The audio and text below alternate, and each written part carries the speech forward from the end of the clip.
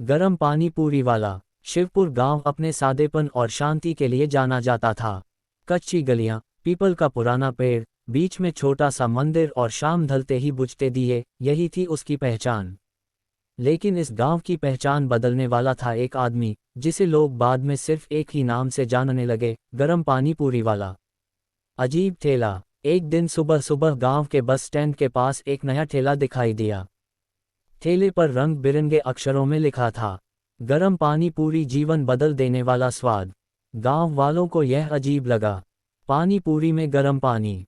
सब हंसने लगे। अरे, पानी पूरी तो ठंडी होती है, पागल होगा कोई। लेकिन ठेले के पीछे खड़ा आदमी और भी अजीब था। लंबा, दुबला, चेहरा पीला, आंखें जरूरत से ज्यादा गहरी, सिर पर गंदी सी टोपी और होंठों पर हल्की मुस्कान, ऐसी मुस्कान जो भरोसा नहीं, डर पैदा करती थी। उसने अपना नाम बताया, माधव। पहली पूरी। पहला ग्राहक बना बबलू, गांव का सबसे शरारती लड़का। क्या है इसमें? बबलू ने हंसते हुए पूछा। माधव बोला, जो चाहिए वही मिलेगा। बबलू ने पूरी खाई। जैसे ही गर्म पानी उसके मुंह में गया, उसकी आंखें फैल गईं। पसीना निकल आया। अरे, ये तो मेरी माँ जैसा स्वाद है। वीर चौंक गई। बबलू की माँ मर चुकी थी 5 साल पहले।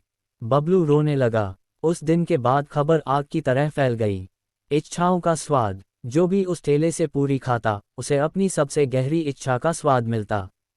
किसी को मरे हुए पिता की याद, किसी को अधूरी मोहब्बत, किसी को खोया हुआ बच्चा, किसी को वो पैसा जो कभी मिला ही नहीं।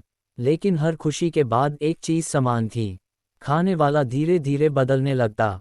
सरपंच का लालच। गांव का सरपंच हरदेव सिंह बहुत लालची आदमी था। उसने सुना कि पूरी खाने से किस्मत बदल जाती है। रात को अकेले गया। मुझे बहुत पैसा चाहिए, उसने कहा। माधव मुस्कुराया। कीमत चुकानी पड़ेगी, जो चाहिए ले लो, सरपंच बोला। उसने पूरी खाई। अगले दिन सरपंच के घर नोटों का ढेर मिला। लेकिन उसी रात उसकी आवाज बदल गई।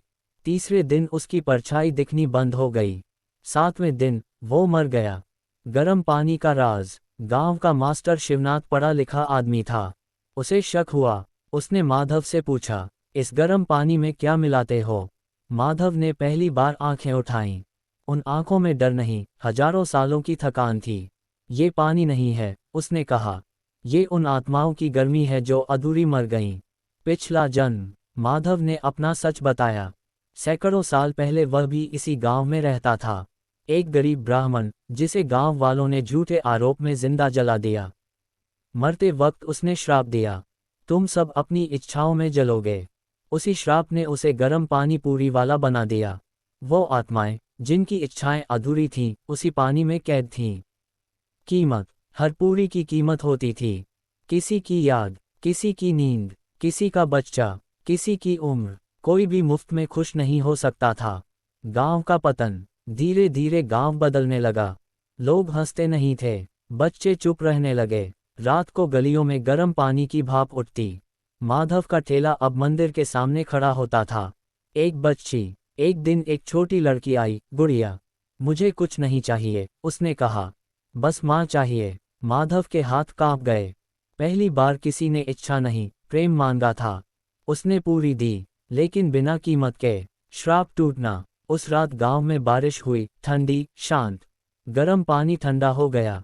आत्माएं मुक्त हो गईं। सुबह ठेला गायब था। जहां ठेला था, वहां सिर्फ एक पंक्ति लिखी थी, इच्छा आग है, प्रेम पानी। अंत। आज भी शिवपुर में कोई गरम पानी पूरी नहीं खाता। लेकिन कभी कभी, बरसात की रातों में, लोगों को उबलते पानी की खुशबू आती है। और दूर से एक आवाज़,